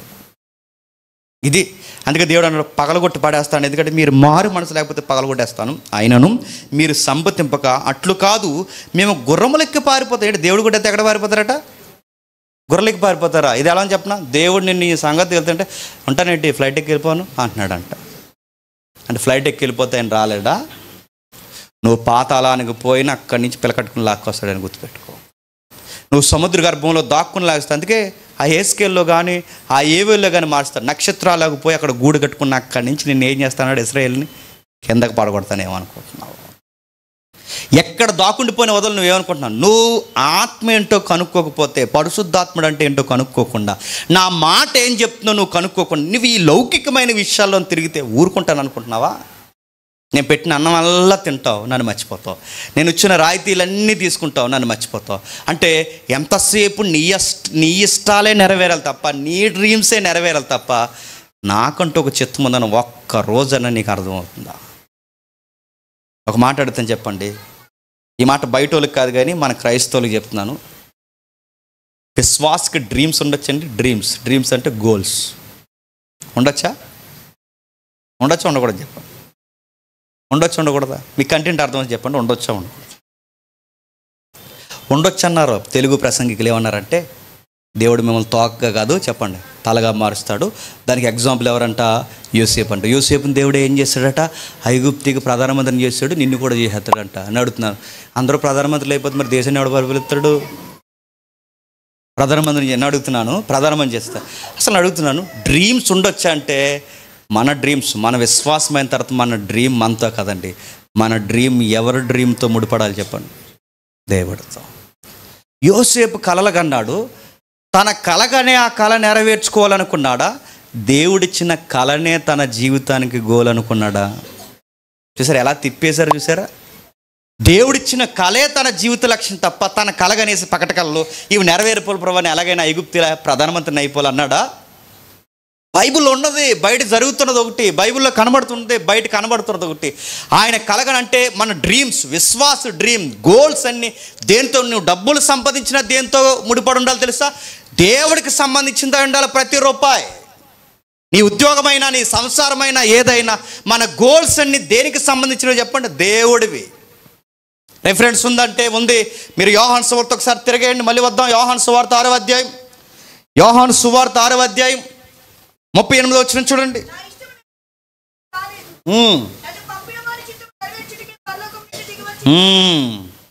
ఏంటట? క్రీస్తు యేసులోకి వచ్చిన వారికి మనకి ఎవ్వరికే చెప్పండి, మన ఇష్టాలు కదట, ప్రభు ఇష్టమే మన ఇష్టం. అంటే నేను ఉద్యోగం చేసినా, సంసారం చేసినా, ఏ పని చేసినా, సంపాదన చేసినా ప్రతిదీ మనం దేనికి సంబంధించిందే ఉండాలి చెప్పండి? ప్రభు చిత్తం నెరవేర్చడానికి. బిల్డింగ్ మీద బిల్డింగ్ కట్ట అంటే దేవుడు అడుగుతాడు, దేనికి కట్టారో బిల్డింగ్, ప్రార్థన పెడతావా? దేవుడు అడుగుతాడు, గుర్తుపెట్టుకో. ప్రభు ఎలా కట్ట అంటే దేవుడు ప్రసిద్ధి అడుగుతాడు, నీ బిల్డింగ్ ఏదైనా అండి ఆయనకు ఉపయోగకరంగా ఉండాలి. ఆయనకు ఉపయోగకరంగా లేని ఏ డ్రీమ్ అయినా డిస్ట్రాయిడ్ అవుద్ది, త్వరలోనే ఎగిరిపోద్ది. ఎదుటోళ్ళు చూసి వాళ్ళు ఎదిగిపోతున్నారు, వాళ్ళు ఎదిగిపోతుందంటే ఆ లోకంలో ఎదిగిపోతారు. ఐగుప్తులు ఉన్నారు, నువ్వు వెళ్తావు ఐగుప్తికి? నువ్వు ఐగుప్తి కాదు, నేను దేవుడు ఎక్కడ ప్లాన్ చేస్తాను తెలుసా? నేను పరమ కానాన్లో నేను ప్లాన్ చేస్తాను, నీకు లోకంలో చూసి వాతలు వేసుకుంటున్నావు చెబుతున్నాడు. ప్రభు చెప్పాడు, మనందరం ప్రభుని పోలి ఉండాలనుకున్నాం, మనందరినీ ప్రభు పోలే ఉండాలని ప్రభు ఇష్టపడుతున్నాడు, తండ్రి ఇష్టపడుతున్నాడు. మీ ఇష్టాలు కాదు, నా ఇష్టాలు. అందుకే ఈయనే నా ప్రియకుమారుడు, ఈయన యందు. ఇప్పుడు ఈయన యందే కాదు, ఈయనలోకి వచ్చిన అందరి యందు తండ్రి అయిన దేవుడు అలాగే ఆనందించాలనుకుంటున్నాడు. ఆనందం ఎప్పుడు వస్తుంది? ఇశ్రాయేలు ఉంటారనుకుంటున్నారు, మళ్ళీ పడుతున్నారు, ఉంటారనుకుంటున్నారు, మళ్ళీ పడుతున్నారు, ఉంటారనుకుంటున్నారు, మళ్ళీ పడుతున్నారు. దేవుడు అన్నారు, మీరు ఇలాగుంటే మీకు కుండ బద్దలు కొట్టేస్తా అన్నట్టు అని ఏమంటున్నాడు చూడండి. 31వ అధ్యాయం యెషయా గ్రంథం 31వ అధ్యాయం, త్వరగా 31వ అధ్యాయం 31వ అధ్యాయం మొదలు వచ్చిన చూడండి. ఇశ్రాయేలు పరిశుద్ధ దేవుని లక్ష్య పెట్టకయు, యెహోవా యొద్ద విచారింపకయు, సహాయము నిమిత్తము ఐగుప్తునకు వెలుచు, గుర్రములను ఆధారం చేసుకొని, రౌతులు బలాద్యులనియు, వారిని ఆశ్రయించు వారికి శ్రమ. ఎవరిని ఆశ్రయిస్తున్నారట? ఇశ్రాయేలు దేవుని పరిశుద్ధులను లక్ష్యపెట్టకయు, యెహోవా యొద్ద విచారణ చేయకయు, సహాయము నిమిత్తము లోకాన్ని సంపాదిస్తున్న వారికి శ్రమ. 6వ వచనంలో, ఇశ్రాయేలులారా, మీరు ఎవరి మీద విశేషముగా తిరుగుబాటు చేసుదురో ఆయన వైపు తిరుగుడి. బాగా వినండి, దేవుని వైపు తిరుగుబాటు అంటే ఏంటండి? దేవుని మీద తిరుగుబాటు అంటే ఏంటి చెప్పండి, ఒక మాటలో చెప్పండి. దేవుని మీద తిరుగుబాటు అంటే, రా దేవుడా రేపు సాయంత్రం చూసుకుందాం అంటామా? దేవుని మీద తిరుగుబాటు అంటే, దేవుని మీద తిరుగుబాటు ఏంటో తెలుసా? దేవుని మీద తిరుగుబాటు అంటే నువ్వు లోకంలో స్థిరపడిపోవాలని కోరుకోవడమే దేవుని మీద తిరుగుబాటు. ఇది రాసి పెట్టుకో. నువ్వు లోకం వైపు చూడటమే, లోకంలో పేరు, ప్రఖ్యాత, అధికారం, సుఖభోగాలు ఇవి ఎప్పుడైతే నువ్వు నేరుస్తున్నావో నువ్వు దేవుని మీద తిరుగుబాటు చేస్తున్నావు. ధనవంతుడు అన్నాడుగా, నీ జీవితకాలం ముందు నీకిష్టమైనట్టుగా సుఖం అనుభవించదు గనక తిరుగుబాటు పో, యాతనకరమైన స్థలంలోనికి పో. ఏ చట్టంలో కూడా మనం స్వేచ్ఛగా బతకడం తప్పు పట్టదండి. కానీ నువ్వు క్రీస్తును ప్రభువుగా అంగీకరిస్తే నీ స్వేచ్ఛ, ఎవరి స్వేచ్ఛను ఆధీనం చేసుకోవాలో తెలుసా? ప్రభువుని. అందుకే ఆయన అడుగుతున్నాడు, నువ్వు తిరుగుబాటు చేస్తావు. ఎలా తిరుగుబాటు చేస్తావు? గుర్రాలు కావాలంటున్నావు, స్థలాలు కావాలంటున్నావు, స్థిరం కావాలంటున్నావు, ఐగుప్తులు సుఖం అంటున్నావు, బంగ్లాలు అంటున్నావు, అదంటున్నావు, ఇదంటున్నావు, పొలాలు అంటున్నావు. నీ ఇష్టం వచ్చినట్టు ఐగుప్తిలో కోరుకున్నావు. ఈ తిరుగుబాటు కాదా? అన్నీ చేసి నన్ను వదిలేసి ఇవన్నీ నువ్వు కావాలంటే తిరుగుబాటు కదా? ఎన్నిసార్లు మీకు చెప్పాలి? ఒక్క మొక్క మీకు అర్థమవుదని 32వ అధ్యాయంలోకి వస్తున్నాడు. 32వ అధ్యాయం 9వ వచనంలో చూడండి. సుఖాసక్తి గల స్త్రీలారా లేచి నా మాట విండి. సుఖాసక్తి అంటే లేకపోతున్నారంట, పోలుకి ఇచ్చాడండి. ఎందుకంటే బాగా నచ్చిన కూరలు, నచ్చిన మొక్క, కక్క, డొక్క బాగా వండుకుని సుఖపడిపోయి లోకంలో దేవుని పేరు మీద, మళ్ళీ దేవుని పేరు మీదే నిలబడిపోయి లేకలేండి ఇంకొక గంట ఆగండి అంటున్నారు. చూసారా? బాగా సుఖం. ఆదివారం నాడు కోళ్ళు ఎక్కువ చచ్చిపోతుంది అంటే ఏంటో మరి. సుఖాసక్తి గల స్త్రీలు అంటే ఇక్కడ స్త్రీలు కాదు, సుఖాసక్తి స్త్రీ అంటే ఇశ్రాయేలుని తిడుతున్నాడు. లేచి నా మాట వినండి, ఆ మొత్తు వదలండి, లేచి నా మాట వినండి. నిశ్చేతగానున్న కుమార్తెలారా నా మాట వినండి. నిశ్చింత గల స్త్రీలారా ఇక 1 సంవత్సరమున మీకు తొందర కలుగును, ద్రాక్ష పంట పోవును, పండ్లు ఏరుటకు రావు. ఏమవుతుంది? మీకు బాగా తిండి ఎక్కువైపోయి, సుఖం ఎక్కువైపోయి, మంచాల మీద దొలుతున్నారు కనుక, వాళ్ళని ఇశ్రాయేల్ దొల్లుతున్నారు కనుక, లెగమంటే వాక్యం ఉందరా అంటే నిద్ర వచ్చేస్తుంది అన్నారంట. లేకపోతున్నారట. పరిశుద్ధాత్ముడి సహాయం వినరంట, వాక్యం వినరంట, బాగా మత్తెక్కిందంట. ఇది నేను చెప్తాను, ఇశ్రాయేల్ కదండి, మనకి మత్తెక్కినా తొక్కేస్తాడండి దేవుడిని. సీరియస్గా చెప్తాను. దేవుడు ద్రాక్ష తోటలు ఇస్తాడు, తాగేసి మత్తెక్కిపోతే తోట తీసేస్తాడు. నా మాటలు అర్థమవుతుంది. ఇంకా ద్రాక్ష తోట అంటే ఏంటి మీకు అర్థం అవ్వాలి. ఇంకా మీ ఉద్యోగం, మీ తిండి, మీకు ఆయనకి ఇవ్వడం తెలుసు. తీసుకున్న తర్వాత అవి తినేసి ఆయన మర్చిపోతే తీసేయడం కూడా ఆయనకు తెలుసు. కొండ బద్దలు కొట్టడం కూడా ఆయనకు తెలుసు. ఆయన అడుగుతున్నాడు, ద్రాక్ష తోటలు వేసుకొని రకరకాలన్నీ చేసుకొని మీ ఇష్టానుసారంగా కులుగుతున్నారా మీరు? ద్రాక్ష పంట పోవును, పండ్లు ఏరుటకు రావు. సుఖాసక్తి గల కన్యలారా వనకండి, నిర్వాచనలారా తొందరపడుడి. మీ బట్టలు తీసివేసి దిగంబరులై మీ నడుమును గోనెపట్ట కట్టుకొనుడి అని చెబుతూ 13వ వచనం వరకు చెప్తున్నాడు. చూడండి, నా జనుల భూమి ఆనందపురములో, ఆనంద గృహం అన్నిటిలో మొండ్ల తుప్పలు, బలురక్షసి చెట్లను, పెరుగును, పైనుండి మన మీద ఆత్మ కొమ్మరింపబడ వరకు. బాగా వినాలి, వచ్చింది మనకి టెక్స్ట్లో. ఏంటట? సొలొమోను చనిపోయాడు. సొలొమోను ఎందుకంటే సమూయేలు దగ్గరికి వచ్చి ఏమడిగారు? మాకు రాజు కావాలన్నారు. రాజుల చరిత్ర స్టార్ట్ అయ్యి 3 రాజులు వెళ్ళిపోయిన తర్వాత సొలొమోను కాలం తర్వాత దేశం ఏమైంది? 2 భాగాలుగా విడిపోయింది. 2 భాగాలుగా విడిపోయిన తర్వాత వీళ్ళు సుఖాలకు మరిగి, ఎందుకంటే పితరులకు దేవుడు వాగ్దానం ఇచ్చి ఎంతకంత ఇలా వాదార్పిచ్చాడుగా, వీళ్ళకి సుఖాలకు మరిగి చెరకపోతున్నప్పుడు కూడా వీళ్ళకి బుద్ధి జ్ఞానం రాకుండా, యెషయా ఈ ప్రవచనాలు రాసేసరికి ఇంకా చెరక వెళ్తున్నారు, దగ్గరలో ఉన్నారు. ఒక తెగ వెళ్ళిపోయింది, ఇంకొక తెగ రెడీగా ఉంది. ఆ చెరకపోతున్నప్పుడు కనీసం బుద్ధి జ్ఞానం ఉగ్రత మీదకి వస్తుంది, దగ్గరగా ఉండి, ఉగ్రత దగ్గర ఉండి ఏం పనులు దేవుని దగ్గర ఆత్మ దగ్గర మెలుగుగా ఉండాలని కనీసం జ్ఞాపకం చేసుకోకుండా తినేసి దొలుతున్నారంట. దేవుడు అన్నాడు, ఇక పోదా మీకు ఈ నేచర్, మీ కొండ బద్దలు కొడతాను, మీ తోటలు తీసి పడేస్తాను, మీరు ఎన్నెన్ని పిచ్చి పనులు చేస్తున్నారు అన్నీ తీసి పడేస్తాను, అడుక్కు తినే పరిస్థితి తీసుకొస్తాను, మిమ్మల్ని తీసుకెళ్ళి చెరలో పడేస్తాను, ఎంత నాశనం చేయాలి అంత నాశనం చేస్తాను. ఎందుకంటే మీరు చేసే పనులు సుఖానికి అడుగులేస్తున్నారు. మీరు తిరుగుబాటు అంటే ఏమనుకుంటున్నారు? సుఖానికి అడుగులమైన తిరుగుబాటు. తీసేస్తాను, ఇవన్నీ మీకు ఎక్కువైపోయిగా కళ్ళు ఎత్తికెక్కేస్తాను, మీకు తీసి పడేస్తాను, తీసేస్తాను. తీసేయడం అంటే చెరకిచ్చేస్తాను, మిమ్మల్ని తీసుకెళ్ళి చెరకిచ్చేస్తాను, ఆ చెరలో పడేస్తారు. అప్పుడు మీకు ద్రాక్ష తోటలు ఉండవు, పంటకు రాదు. ఒకవేళ పంట వచ్చినా మీ చేతులకు రాదు, ఆడు పట్టుకుని పోతాడు వాడు. ఇలా ఎప్పటి వరకు జరుగుతుందంటే ఆత్మ వచ్చేంత వరకు ఇది జరుగుతుంది. ఏమొచ్చేంత వరకు అట? ఆత్మ వచ్చేంత వరకు, అంటే పరిశుద్ధాత్ముడు వచ్చేంత వరకు జీవితాలు బాగుపడవా? అప్పటి వరకు మొండ్ల పొదలు, బలురక్షసి చెట్లు, ఇవన్నీ జీవితంలో మడిచేస్తాయి. అప్పుడు ఇలా అడుగుతారట చెరలో ఉండి, ఏమని? దేవా మమ్మల్ని క్షమించి ప్రభువా, పైనుండి మాకు ఆత్మను కొమ్మరించి మమ్మల్ని. అప్పుడు వరకు వీళ్ళకి బుద్ధి రాదంట. ఈ బలురక్షసి చెట్లేడు ప్రభు అని అప్పటి వరకు వాళ్ళు అడుగుతారు, ప్రభువా మమ్మల్ని క్షమించని అడిగేంత వరకు దేవుడు ఏం చేస్తాడంటే వీళ్ళ మీద ఈ ఉగ్రత కుమ్మరిస్తారు. అప్పుడు అడుగుతారు, ప్రభువా మమ్మల్ని విడిపించు ప్రభు అని అడిగినప్పుడు దేవుడు అప్పుడు కరుణించి 12వ వచనం మళ్ళీ చదవండి. 12వ వచనం, రమ్యమైన పొలము విషయమై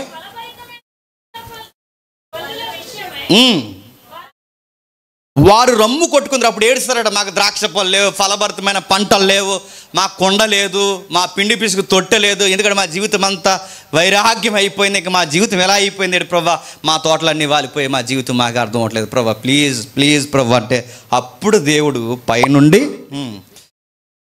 పైనుండి మన మీద ఆత్మ కొమ్మరింపబడ వరకు అన్నాడు. ఏంటట? పరిశుద్ధాత్ముడు వచ్చేంత వరకు వీళ్ళకి ఏ స్వభావం పోదట? భ్రష్ట స్వభావం పోవట్లేదు. నేను ముగించేస్తున్నాను జాగ్రత్తగా విని, నేను ముగించేస్తున్నాను.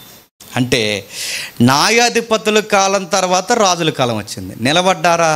నిలబడలేదు. రాజుల కాలం తర్వాత చెరకెళ్తున్నారు. నిలబడుతున్నారా? నిలబడలేదు. ఎన్ని కాలాలు మారినా, ఎంతమంది న్యాయాధిపతులు మారినా, ఎంతమంది రాజులు మారినా వీళ్ళకి ఏ స్వభావం రావట్లేదు చెప్పండి? నిలకడ స్వభావం రావట్లేదు. ఒక మనుష్యుడు నిలకడగా ఉండాలంటే ఏం జరగాలని దేవుడు నిర్ణయించుకున్నాడంటే అందరినీ నడిపించే చెప్పండి పరిశుద్ధాత్మని ఇవ్వాలని నిర్ణయించుకున్నాడు. ఏమి ఇవ్వాలట? పడిపోయాం ప్రభా మళ్ళీ మమ్మల్ని క్షమించు, పడిపోయాం ప్రభా మళ్ళీ మమ్మల్ని క్షమించు. పడిపోక ముందే మీ హృదయాల్ని హెచ్చరించేవాడు ఒకడు మీలో ఉండాలి.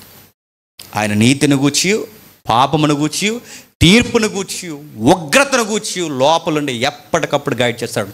తప్పు చేస్తున్నావు అని. అలా గైడ్ చేసే పరిశుద్ధాత్మని ఇస్తే కానీ వీళ్ళు నిలబడరు. అందుకే ఈ యెషయా గ్రంథం కానీ, యెర్మీయా గ్రంథం కానీ కొన్ని మాటలు మనకు కనబడితే, మీకు బైబిల్ చదివి అలవాటు ఉంటే అలవాటు తెలుసు. ఇదిగో త్వరలోనే మీతో నేను ఒక క్రొత్త నిబంధన చేయబోతున్నాను. ఆ క్రొత్త నిబంధన ఏంటో తెలుసా? పరిశుద్ధాత్మని ద్వారా మీతో నేను సంధి చేసుకుంటాను. ఇంక మీరు మళ్ళీ మళ్ళీ పడిపోవడం, మళ్ళీ ఇంకొక నాయకుడు రావడం, మళ్ళీ మిమ్మల్ని నిలబెట్టడం, మళ్ళీ మీరు దెబ్బలు తినడం, మళ్ళీ చెరకెళ్ళిపోవడం, ఇది కాదు. ఇంకా తప్పు చేసిన వెంటనే పశ్చాత్తాపడాలి. పడకముందే తప్పును కూర్చిన భయం రావాలి. ఆ భయం రావాలంటే మీ అందరి మీదకి పరిశుద్ధాత్ముడు రావాలి. దేవుని వాక్యం ఏం చెబుతుంది? ఆయన చిత్తం ఏంటి? మన ఇష్టాల కొరకు కాదు, ఆయన ఇష్టం కొరకు బ్రతకాలని వాక్యపు వెలుగు మీకు అర్థం కావాలంటే ఆయన మీలో పనిచేయాలి. అందుకే మీకు పరిశుద్ధాత్ముడిని ఇస్తాను, అప్పుడు కానీ మీ భ్రష్ట స్వభావం బయటకు పోతాడు.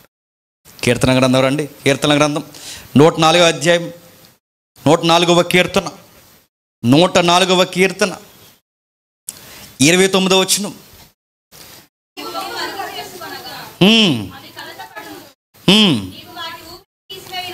వాటి ఊపిరి తీసివేయినప్పుడు అవి ప్రాణములు విడిచి మట్టి పాలగును.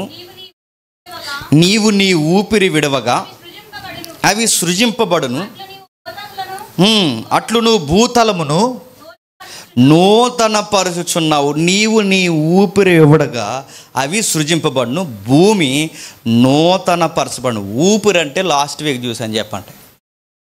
వాడికి బైబిల్ ఉందా తమ్ముడు? వాడికి బైబిల్ చదువు ఒకసారి. ఊపిరి అనగానే 104వ కీర్తన 104వ కీర్తన 29 నుంచి మళ్ళీ చదువుదాం. నీవు నీ ముఖమును మరుగు చేసుకొనగా అవి కలతపడును. నీవు వాటి ఊపిరి తీసివేయినప్పుడు అవి ప్రాణములు విడిచి మట్టి పాలగును. నీవు నీ ఊపిరి విడగా భూమి అవి నూతన పరచబడును. చదువుతాముడు 104వ కీర్తన 30వ వచనం.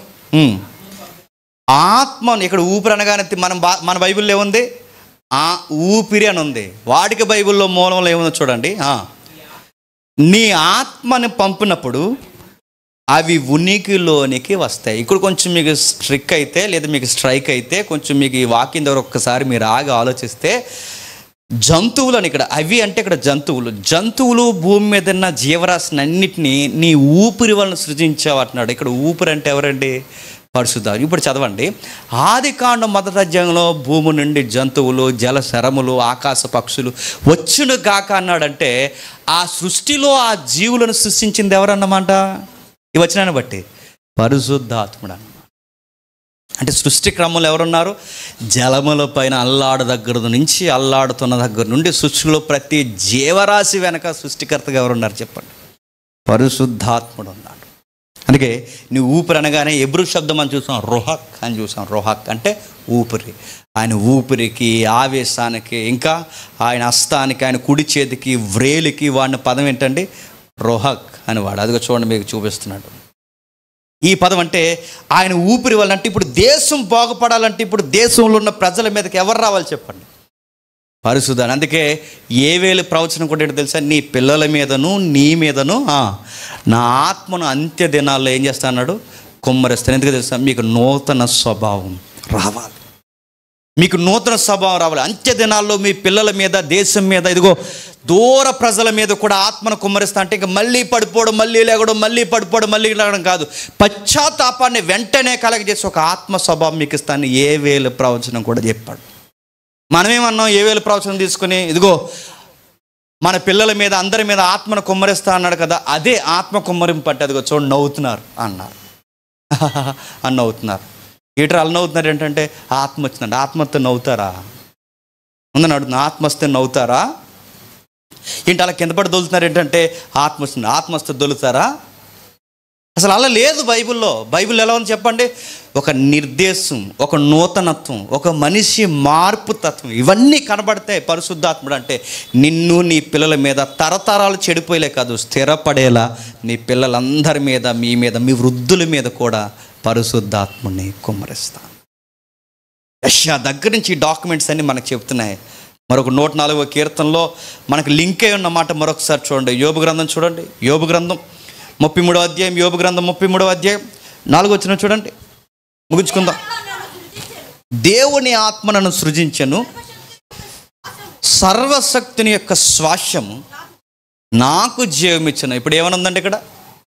దేవుని ఆత్మ నన్ను సృజించినంటే అక్కడ సృష్టిలో ప్రతి జీవిని సృష్టించింది దేవుని ఆత్మే. మనిషి నిర్మాణంలో కూడా ఉన్నది ఎవరు చెప్పండి? దేవుని ఆత్మ. అందుకే వాని నాసికారంధముల్లో జీవవాయువును ఓదగా. మాటలు అర్థమవుతున్నాయి. అంటే సృష్టి నిర్మాణంలో, మనిషి నిర్మాణంలో కూడా కీలక పాత్ర పోషిస్తున్నది ఎవరు? పరిశుద్ధాత్ముడు. మరో వచనం చూడండి, యెహెజ్కేలు గ్రంథం ఎక్కడుందని అడగండి. యెహెజ్కేలు గ్రంథం 37వ అధ్యాయం 9వ వచనం చూడండి, ఎందుకంటే దాంతో పని ఉండదు. అందుకే 37వ అధ్యాయం 9వ వచనం, అప్పుడు ఆయన నరపుత్రుడా జీవాత్మ వచ్చినట్లు ప్రవశించి ఇట్లనుము, ప్రభువు యెహోవా సెలవిచ్చినదేమనగా, జీవాత్మ నలుదిక్కులకి వచ్చి అతులైన వీరు బ్రతుకున్నట్లు వారి మీద ఊపిరి విడుము. ఏం కనబడుతుందండి? పరిశుద్ధాత్ముడు ఎక్కడుంటే అక్కడ దేశాలు బాగుపడతాయి, సంఘాలు బాగుపడతాయి, వ్యక్తులు బాగుపడతారు. అంతేగాని ఏమవరు చెప్పండి? ఎకిలి నవ్వులు నవ్వరు, కింద పడి దొల్లరు, పదే పదే చెప్పండి లోకంలోకి పోయి స్థిరపడరు. మీకు ఈ కాన్సెప్ట్ అర్థమైందో లేదో నేను ముగిస్తున్నాను. పరిశుద్ధాత్ముడు ఉన్నవారు ఐగుప్తిలో స్థిరపడాలని కోరుకోరు, ఐగుప్తిలో స్థిరపడాలని వారు ఆశపడరు. పరిశుద్ధాత్ముడు ఉన్నవారిని ఏం కోరుకుంటారు తెలుసు? ఐగుప్తిలో స్థిరపడాలనుకోరు, నిత్యత్వంలో స్థిరపడాలనుకుంటారు. పరిశుద్ధాత్ముడు పేరు మీద ఆ యొక్క ఫంక్షన్ హాల్కి వెళ్తున్న వాళ్ళందరూ ఎక్కడ స్థిరపడాలని పరిశుద్ధాత్ముడి పేరు మీద ప్రవచనాలు చెప్పించుకుంటున్నారు? ఐగుప్తిలో. ఐగుప్తి అంటే లోకంలో. బిడ్డాలే కంగారు పడికి ఇల్లు ఎత్తాడులే నీకు, పరిశుద్ధాత్ముడు నాతో చెప్తున్నాడు అంటే ఐగుప్తిలో నీకు ఇల్లు ఎత్తాడులే అని చెప్తున్నావు అన్నమాట. అంతే కదండి? మీకు ఈ కాన్సెప్ట్ అర్థమైతే ఐగుప్తిలో నీకు ఉద్యోగం ఇస్తాడులే, ఐగుప్తులు నీకు ఇలా చేస్తాడు, ఐగుప్తులు ఇలా చేస్తాడు అంటున్నాను. లోకంలో స్థిరపరచడానికి పరిశుద్ధాత్ముడు ఇచ్చింది, లోకానికి వేరు చేయడానికి పరిశుద్ధాత్ముడు ఇచ్చింది. చెప్పండి.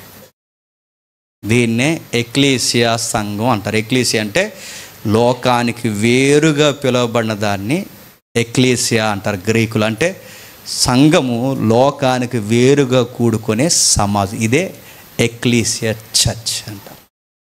ఎక్కంటే బయటికి పిలవడం, కాలింగ్ అంటారు దాన్ని. బయటికి పిలిచి స్థిరపరిచిన సంఘం అన్నమాట. అది మన సంఘం. ఈ సంఘంలో ఉన్నవారు ఏం కోరుకుంటారంటే యెషయా మళ్ళీ చెబుతున్నాడు 43వ అధ్యాయంలో. ముగించేసుకుందాం. 43వ అధ్యాయంలో 15వ వచనం చూడండి.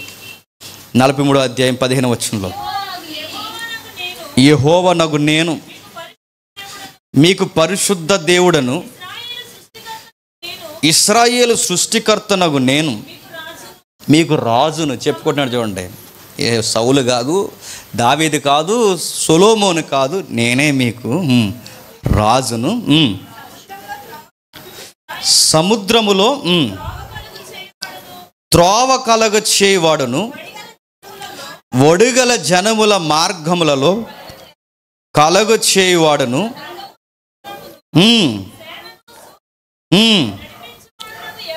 నడిపించున్నాడు నాకు యెహోవా ఎలాగూ సెలవిచ్చుచున్నాడు. వారందరూ ఏకముగా పండుకొని వారందరూ లయమై జనపనార వల ఎగుదురు.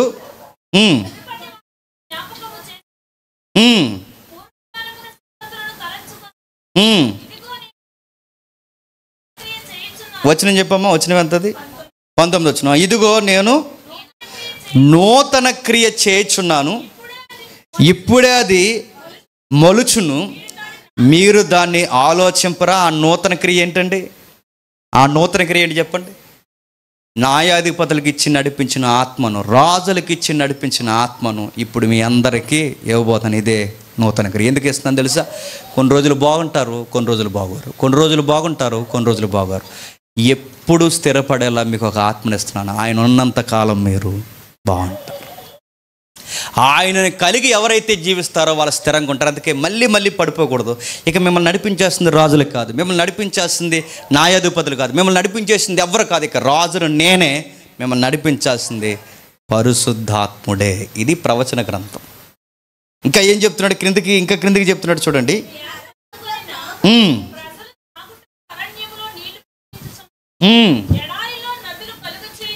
ఎడారిలో నదులు కలుగు చేయుచున్నాను, అడవి జంతువులను, అడవి కుక్కలను, నిప్ప కోళ్ళను నన్ను గణపరచును అని చెబుతూ 25వ వచనంలో నేనే నా చిత్తానుసారంగా నీ అతిక్రమమును తుడిచివేచున్నాను, నేనే నీ పాపములను జ్ఞాపకం చేసుకొనను. ఒక వ్యక్తి, ఒక బోధకుడు మంచిగా పోల్చాడండి ఈ వాక్యాన్ని. ఏమన్నాడంటే, ఇప్పుడు ఇలా మబ్బు పట్టినప్పుడు సముద్రం ఎలా ఉంటుందండి? తుఫాను హెచ్చరికలు ఎక్కువ ఉన్నప్పుడు సముద్రం అల్లకల్లోలంగా ఉంటుంది. ఆ టైంలో వెళ్ళండి బీచ్కి, త్వరలోనే మీకు కూడికెట్టేస్తారు. ఆ టైంలో రానివ్వరు. బీచ్లో మెరైన్ పోలీసులు అందరూ తిరుగుతారు, రావద్దు, సముద్రం అల్లకల్లోలంగా ఉందంటారు మెరైన్ పోలీసులు. ఆ టైంలో బీచ్లోకి దిగనివ్వరు. ఎందుకంటే ఆ టైంలో ఏ టైంకి ఎలా ప్రవర్తిస్తారో తెలియదు. ఇశ్రాయేలు పాపం చేసినప్పుడల్లా దేవుడు కూడా సముద్రం ఆటుపోట్లు గురవుతున్నప్పుడు ఎలా అల్లకల్లోలంగా ఉంటుందో దేవుడు మనసు వీళ్ళని తీసేయాలన్నంత ఉగ్రత వచ్చేదట. ఆ పొంగంతా లేచిన తర్వాత మళ్ళీ ఆయన తనను తానే అని చేసుకునేవాడట. సముద్ర కెరటాన్ని ఎప్పుడైనా గమనించండి. కాళ్ళకు తగిలి వెళ్ళినప్పుడు మీరు గమనించారా? ఈసారి వెళ్ళినప్పుడు గమనించండి.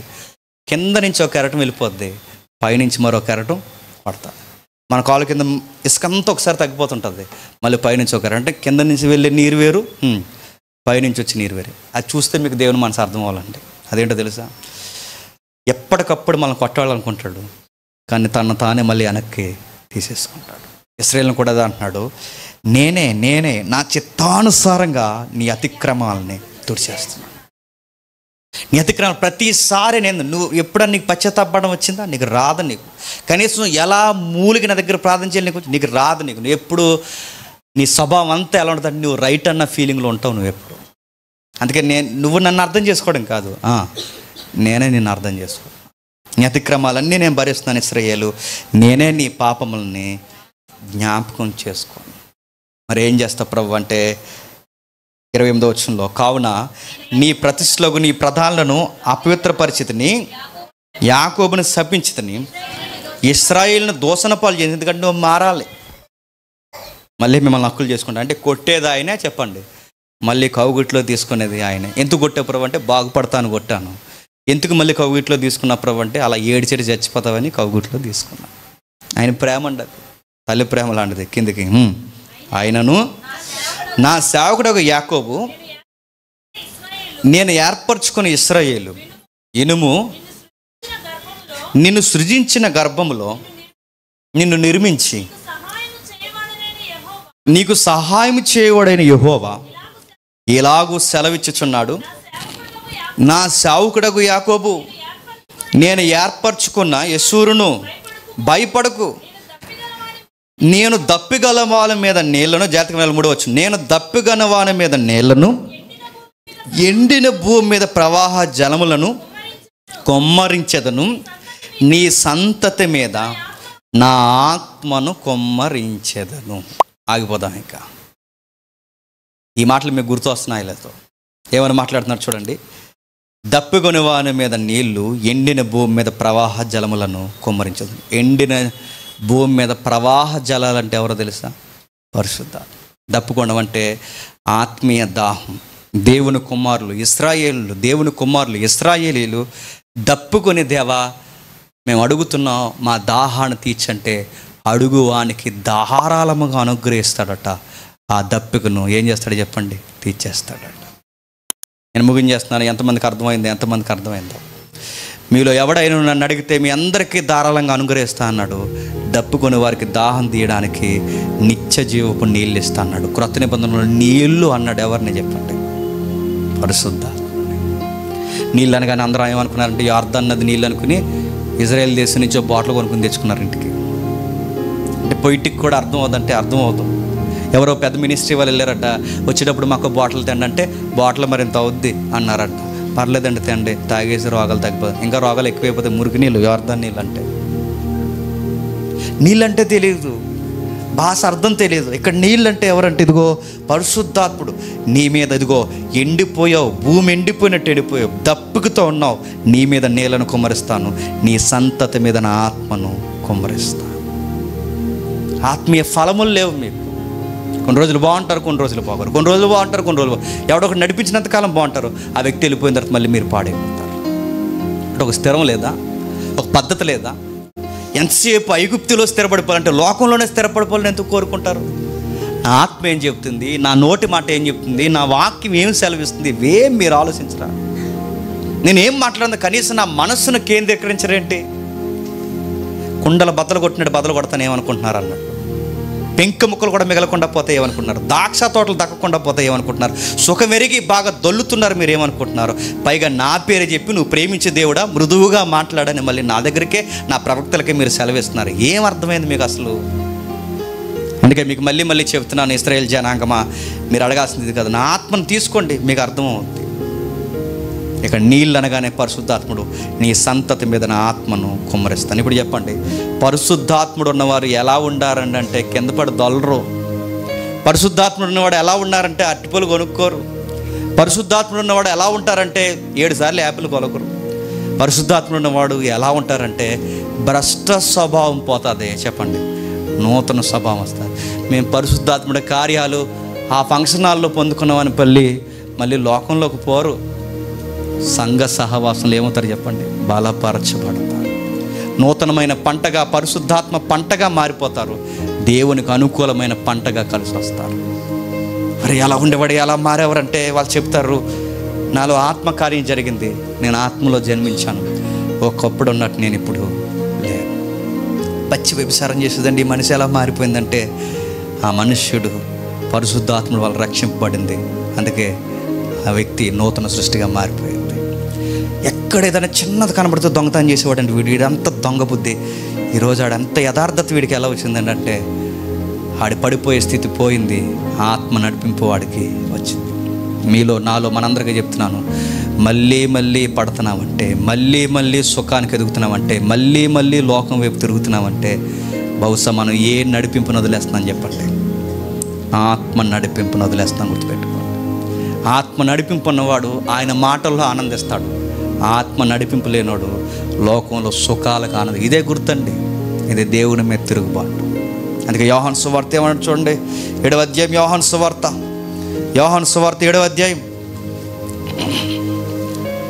యోహాను సువార్త 7వ అధ్యాయం 37-39 వచనాలు చూడండి. ఆ పండుగలలో యేసు నిలిచి, ఎవడైనా దప్పుకొని ఎడల నా యొద్దకు వచ్చి దప్పుకు తీర్చుకునే వాళ్ళను, నా యందు విశ్వాసం ఉంచిన వాడెవరో లేఖనము చెప్పినట్లు వాడు కడుపులో నుండి జీవజల నదులు పారినని బిగ్గరగా చెప్పను. తన యందు విశ్వాసముంచు వారు పొందబో ఆత్మను గూర్చి ఆయన ఈ మాట చెప్పను. యేసు ఇంకనూ మహిమపరచబడలేదు గనక ఆ యెషయా చెప్పిన, ఆ యెరెమీయా చెప్పిన ఆత్మ ఇంకా ఇశ్రాయేలు దేశపు ప్రజలకి అనుగ్రహింపబడలేదు. ఎంత చక్కగా ఉందండి ఇదంతా లింక్డ్ డాక్యుమెంట్. చూసారా? యేసుప్రభు ఇంకా మహిమపరచబడలేదంటే నా యొద్దకు రండి, జీవజల బుగ్గలు మీ కడుపులోంచి పారే నదుల్లా మాసి. అంటే ఇక్కడ జీవజల నదులు అంటే ఏంటి చెప్పండి? యార్ద అన్నది కాదండి. జీవజల నదులు అంటే అక్కడ వాటర్ బాటిల్ అమ్మేస్తున్నారుగా కొన్ని స్వస్థశాలలో, అవి కదండి జీవజలాలు అంటే. నూనె అమ్మేస్తున్నారుగా, అది కదండి. జీవజల బొగ్గ అంటే ఎవరో తెలుసా? పరిశుద్ధాత్మ. ఇది మనలో ఉంటే ఏ జలాలు మనం ఉద్భవిస్తామంటే దేవుడు చెప్తున్నాడు, ఆత్మీయంగా అభివృద్ధి పొందుతాం. భ్రష్ట స్వభావం పోతుంది. పదే ప్రభా తప్పైపోయింది ప్రభా, ఏదో ఇంకా అలా జరిగిపోయింది ప్రభా అను. తప్పు చేయకముందే పరిశుద్ధాత్మని చేత ఏమవుతుందని చెప్పండి? గద్దింపబడతాం. పరిశుద్ధాత్మ నన్ను గైడ్ చేస్తుంటాడు. వద్దు జేమ్స్, వద్దు, విశ్వాసి నువ్వు అలా వెళ్ళొద్దు, ఆ విషయంలో నువ్వు జాగ్రత్తగా. పరిశుద్ధాత్మ నాలో ఉండి పనిచేస్తున్నాడు. ఎందుకంటే నేను ఆయనకు ఆలయంగా మారిపోతే ఆయన నాకు లోపల దేవుడిగా మారిపోతాడు. ఈ వాగ్దానం మనకుందండి. ఇంతకు పరిశుద్ధాత్మ ఇస్తాడు. పరిశుద్ధాత్ముడు కిడ్నీలో రాలిపోవడానికి, అట్టిపళ్ళు పంచడానికి, కచ్చీబులు అమ్మడానికి ఇది కాదండి. నిజానికి 6వ తారీఖున జరుగుతున్న ఈ డిస్కషన్ ఏదైతే ఉందో పరిశుద్ధాత్మ మీద జరగాలి డిస్కషన్. ఇది సిరీస్ పెద్దది కనుక దాని మీద డిస్కషన్ జరిగే కన్నా మీకు ఇలా తరగతులుగా చెప్తే బాగుంటుందని దాన్ని ఇలా మార్చాలి. లేదా మొదట వేదికే ఈ కృపావరాల మీద జరగాలి. కొన్ని అనివార్య కార్యాల వల్ల కొన్ని డిస్కషన్ జరగలేదు, ఆగిపోయింది. వీలైతే త్వరలో జరుగుద్ది. దాని గురించి ఇంకా డైరెక్ట్గా ముఖాముఖిగా మనం మాట్లాడుకుంటాం. అది మన పరిశుద్ధాత్ముడు కావాలి. ఆ జీవజలాల బొగ్గ మన వద్దకి రావాలి. ఎప్పుడు ఇవ్వబడ్డాడు పరిశుద్ధాత్ముడు అంటే వచ్చే వారం చూద్దాం. అపోస్తుల కార్యము 2వ అధ్యాయంలో పరిశుద్ధాత్ముడు అందరికీ అనుగ్రహింపబడ్డాడు. వీళ్ళు ఎక్కడికి వచ్చారంటండి? పండగకు వచ్చారట. ఎవరు పండగకు వచ్చారు చెప్పండి? యెహోవా పండగకి వచ్చారండి. అది విచిత్రం. యెహోవా పండగకు వస్తారు, యెహోవా ఆరాధన చేస్తారు, యెహోవా చర్చికి వస్తారు, దేవుని చర్చిలో ఉంటారు. కానీ వాళ్ళకి ఏముండదు చెప్పండి? ఆత్మ ఉండదు. ఆత్మను వల్ల ఆయన మాట అంటారు. ఆత్మ లేని వాళ్ళు ఎప్పుడు వదిలేస్తారా అని ఎదురు చూస్తారు. ఆత్మ ఉన్న వాళ్ళు దేవుని మాట కొరకు ఆయన ఏం సంధి చేసుకుంటున్నాడో అర్థం చేసుకుంటారు. ఆత్మ లేని వారు ఈ మాటలు వాళ్ళకి చాలా బోరింగ్ సబ్జెక్ట్ అనిపిస్తుంది.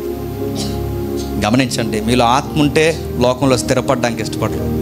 మీలో క్షమించండి, మీలో పరిశుద్ధాత్ముడు లేకపోతే మీరు లోకాసుల కోసం పోతారు. ఎందుకంటే భూమి మీదకి మన ఇష్టాలు నెరవేర్చుకోవడానికి రాలేదు. మరి తండ్రి చిత్తం, తండ్రికి ఒక యూనివర్సల్ సూత్రం ఉంది. ఆ సూత్రం ఏంటంటే అందరూ ఎలా ఉండాలట? తన జ్యేష్ఠ కుమారుని వల్ల ఉండాలట. ఆయన ఎలాగైతే తండ్రి చిత్తాన్ని నెరవేర్చాడు, మనం అందరం తండ్రి చిత్తం నెరవేర్చాలి అంటే మనకి ఎవరు సహాయకుడిగా ఉండాలి చెప్పండి? ఎందుకంటే మనం అన్ఫిట్, మన వల్ల అవ్వదు, మనకి నెరవేర్చడం మనకి రాదు. ఇక్కడ చర్చిలో మాటిస్తున్నాం, రేపు నుంచి చూడు ప్రభు ఎలా ఉంటుందో అంటాం, మెట్లు దిగుతులో మర్చిపోతాం. రేపు నుంచి చూడు ప్రభు 30% చెప్పాం ఎన్నిసార్లు, బైబిల్ చూడు ప్రభు ఈ సంవత్సరానికి 20 తీసేస్తాం అన్నాం, 20 తీసింది లేదు, జిప్పు తీసింది లేదు, అయిపోయింది. అందుకే మనం నిలబడరు. అందుకే మన మాట మీద మనం నిలబడాలి అంటే, ప్రభు కొరకు మనం బ్రతకాలంటే మనలో ఎవరు ఉండాలి చెప్పండి? పరిశుద్ధాత్ముడు అంటే మనిషిని నూతనత్వంలోకి నడిపించేవాడు తప్ప, పరిశుద్ధాత్ముడు అంటే గిలగిలా కొట్టేవాడు కాదు, కింద పడేసేవాడు కాదు, రాళ్ళు రాల్చేవాడు కాదు. పరిశుద్ధాత్మ ఇవి కాదు. పరిశుద్ధాత్మ అంటే ఇంకా విలువైన విషయాలు ఉన్నాయి. పరిశుద్ధాత్ముడు ఇక మనుషులు పడిపోకుండా, పదే ఇశ్రాయేలు వలె రాలిపోకుండా ఘనమైన పాత్రలుగా నిలబెడతారు. ఇది పరిశుద్ధాత్మ. ఈ ఆత్మ మీకు కావాలా? అయితే ఆయన అడగండి.